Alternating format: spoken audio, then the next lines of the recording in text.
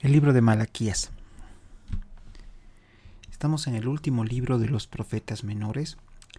Este libro corresponde al profeta Malaquías. Es precisamente, escrituralmente hablando, el último libro escrito antes de comenzar con el Nuevo Testamento. Una de las cosas que siempre me han llamado la atención de este libro es el final. Y leo capítulo 4, verso 6, que dice: Él hará volver el corazón de los padres hacia los hijos y el corazón de los hijos hacia los padres, no sea que yo venga y castigue la tierra con maldición. Palabra del Señor. Es interesante cómo el Antiguo Testamento termina con una maldición. Saben, a medida que vayamos estudiando, y realmente no creo que nunca acabemos de estudiar la palabra, nos vamos dando cuenta que hay secretos que siempre han estado en nuestros ojos, siempre han estado en la punta de la nariz nuestra, y que poco a poco el Señor nos da develando, va sacando velo tras velo tras velo, para que nosotros nos vayamos dando cuenta de todas las cosas que están tan cerca, pero al mismo tiempo tan lejos de nosotros. Malaquías es un libro catalogado como profeta menor. Es un libro que prepara básicamente la venida de ese Elías de Juan el Bautista, la venida del mensajero y la venida del Mesías. Es prácticamente el último libro del Antiguo Testamento y es un libro cuyo contexto podríamos denotar en 6 puntos.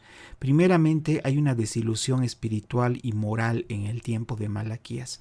Básicamente, los judíos han vuelto del exilio de Babilonia y realmente el templo poco a poco se va reconstruyendo, pero lamentablemente tanto la devoción a Dios como la observancia en su ley han disminuido considerablemente.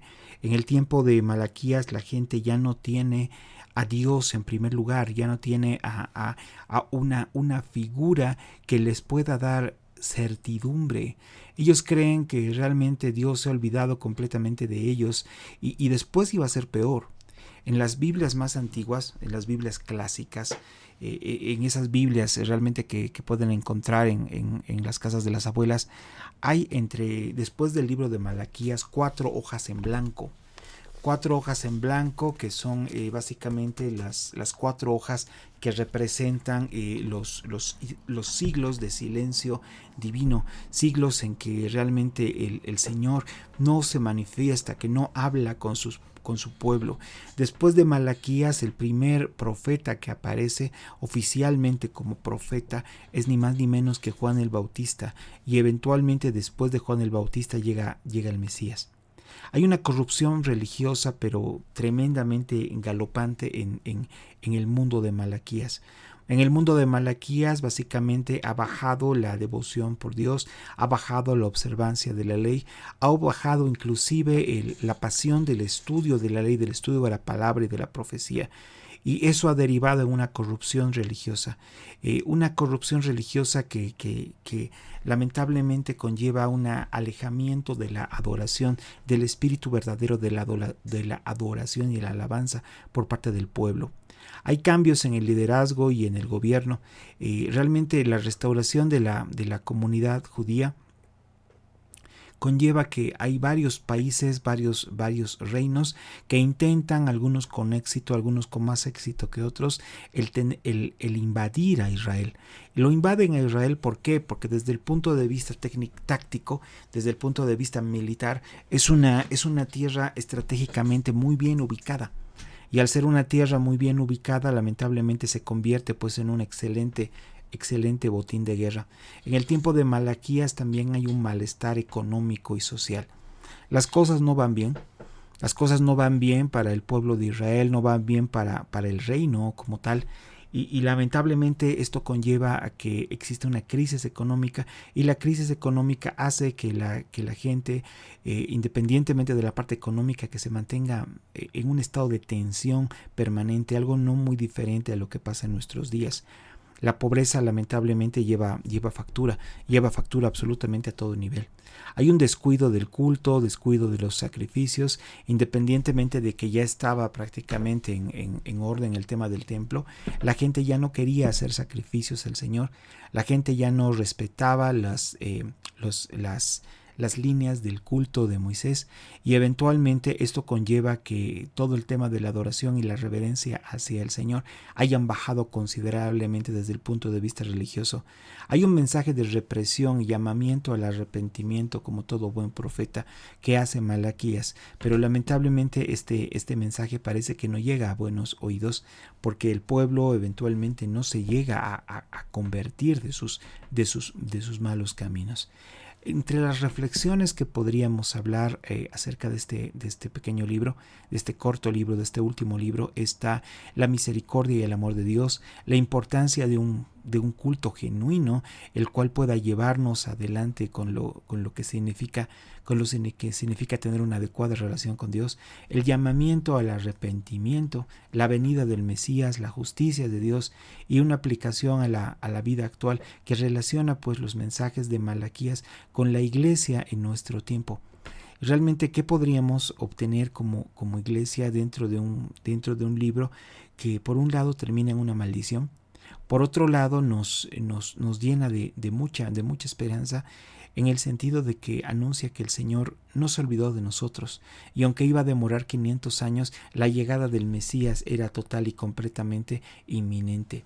La venida de Elías en Malaquías capítulo 4 versos 5-6 dice: He aquí yo os envío el profeta Elías antes de que venga el día de Jehová, grande y terrible. Él hará volver el corazón de los padres hacia los hijos y el corazón de los hijos hacia los padres, no sea que yo venga y hiera la tierra con maldición. Esta es la última oportunidad que iba a tener el pueblo hacia el arrepentimiento. El mensaje de Juan el Bautista era un mensaje muy directo, muy escueto, muy simple, y era básicamente: arrepiéntanse que el día del Señor, el día de Jehová ya ha llegado. Arrepiéntanse porque el Mesías está cerca. Arrepiéntanse porque posiblemente no van a tener otra oportunidad. El problema de este mensaje es que poco a poco se vuelve muy popular. ¿Qué significa eso? Lamentablemente Juan el Bautista estaba rodeado de multitudes. Había un montón de gente que iban y le solicitaban el ser bautizados en el bautizo del arrepentimiento, en ese bautizo que realmente era lo que verdaderamente Juan predicaba. Pero Juan en un momento dado se da cuenta que la gente que lo estaba rodeando siempre era la misma, que la gente iba y le gustaba escuchar ese mensaje. Hay en las iglesias personas que nunca se faltan a los cultos de evangelismo.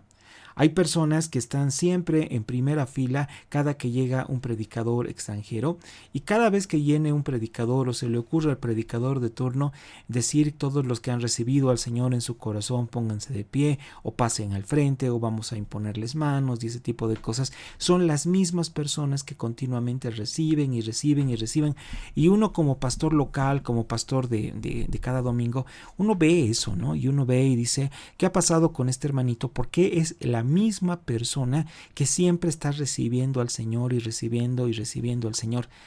En algunas iglesias hay personas que realmente uno pierde la cuenta de la cantidad de veces que han salido al frente y la cantidad de veces que se han puesto de pie cuando el predicador ha llamado al arrepentimiento. Y era más o menos parecido a lo que pasaba en los tiempos de Juan el Bautista. Y es que Juan el Bautista, al darse cuenta de eso, evidentemente de alguna manera pierde el control y les dice: ustedes son una generación de víboras. ¿Y por qué son una generación de víboras? Porque ustedes continuamente escuchan esta prédica, este mensaje de arrepentimiento, y el arrepentimiento como tal, la palabra textualmente arrepentimiento significa un cambio de conducta o un cambio de dirección de tu forma de vida. Y si realmente no estás cambiando de dirección, tu forma de vida sigue tal cual como era antes de arrepentirte, es que en el fondo no te has arrepentido. Es una cosa que a la gente no le gusta escuchar. Es una cosa que realmente hay pocos pastores que yo conozca que tienen las agallas de confrontar a su pueblo y decirles, sabes que tú no puedes seguir pasando al frente y arrepentirte cada vez por el mismo pecado. Y no digo que no sea bíblico, ni mucho menos, pero realmente es un tema de carácter cristiano. El medir cuáles son tus fuerzas, cuál es la cantidad de fuerzas y recursos que tienes antes de dar cualquier paso en falso. Realmente es una humillación para la iglesia cristiana estar lleno de este tipo de gente que se va arrepintiendo y arrepintiendo continuamente, pero sin embargo después del arrepentimiento no es que resbalan, es que realmente se vuelven un grupo de caraduras de gente hiper fresca y bordeando un cinismo. ¿Para qué? Para seguir haciendo sus malas obras y seguir en sus malos y pecaminosos caminos, pensando que cada domingo o cada cierto tiempo va a venir un predicador popular y les va a dar la oportunidad de pasar al frente de nuevo. La promesa del Mesías en Malaquías 3.1 dice, he aquí yo envío mi mensajero, el cual preparará el camino delante de mí, y vendrá súbitamente a su templo el Señor, a quien vosotros buscáis, y el ángel de pacto, en quien vosotros os complacéis. He aquí viene, ha dicho Jehová de los ejércitos. Juan el Bautista, el Elías que menciona el libro de Malaquías, es un hombre que lo único que puede hacer es llamar a la gente al arrepentimiento. El que iba a pagar verdaderamente los platos, el que iba a pagar verdaderamente con su sangre nuestro pecado, iba a ser el que viene después, del cual Juan el Bautista simplemente llega a declarar, yo no soy digno de atar la correa de su calzado. Y realmente Juan el Bautista la tenía la cosa muy clara, y es por eso que Jesucristo dice de él que ningún profeta se había levantado más grande que Juan el Bautista. Y no era un tema de la santidad de Juan, no era un tema del poder de milagros de Juan, que no vemos que haya acontecido ningún milagro en su ministerio. Era el tema de tener la cosa clara, apuntando al Mesías. En otras palabras, el tener la cosa clara de, en vez de hacer que la gente me imite a mí, el hacer que la gente imite a Cristo por medio de mi testimonio, por medio de mis palabras. Realmente Malaquías es un libro que merece ser estudiado. Y es un libro que, así como es el último libro del Antiguo Testamento, también es el último libro de los profetas menores. Esto es Malaquías y me gustaría invitarlos a ustedes a tener la oportunidad de poder desarrollar el libro por completo cuando nos toque la respectiva clase. Que Dios les bendiga. Hasta luego.